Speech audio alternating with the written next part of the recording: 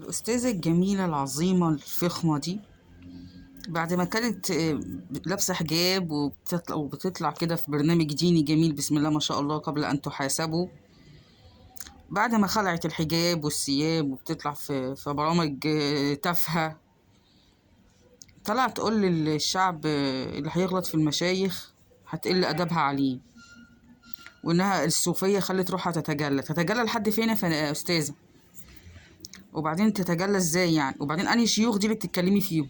الصوفية اللي بيدعوا من دون الله آلهة، اللي هم بيقعدوا يتمسحوا ويتباركوا بالأضرحة؟ مش في لابني يا شيخ العرب وخلي لي بيت يا مش عارفة يا فلان الفلاني؟ مش هي دي الصوفية؟ شيوخ ضالين مضلين. الصوفية اللي هي طالع منها البتنجانية والكركدية واليانسونية والحمصية والمهلبية، مش دي الشيوخ اللي كل واحد بيضل الناس بالطريقة بتاعته؟ هي دي الشيوخ؟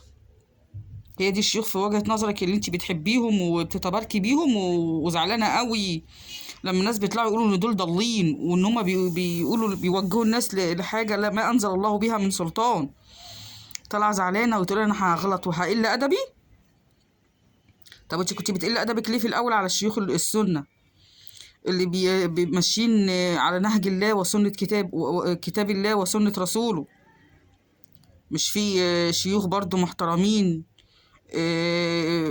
سنة كانوا بيطلعوا يقولوا الحلال والحرام، وان التعري في السيدات والرجال حرام، واللي بيلعب لعبة وجسمه متعري لعبة كمال الأجسام حرام، وطلعتي تغلطي وتقولي كلام مش مسموح وتقولي كلام مش حلو، وقعدتي تقولي له مش عارفة ايه يا شيخ وقعدتي تتكلمي بطريقة مش كويسة معاه يعني عليه. هو مش ده برضك من الشيوخ؟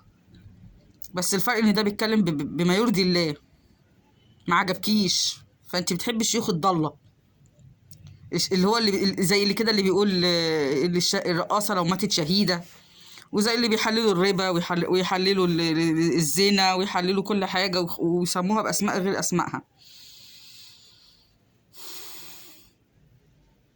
ما هو انتوا الاعلام اللي بيروج ويلمع اي حاجه هابطه وفاشله،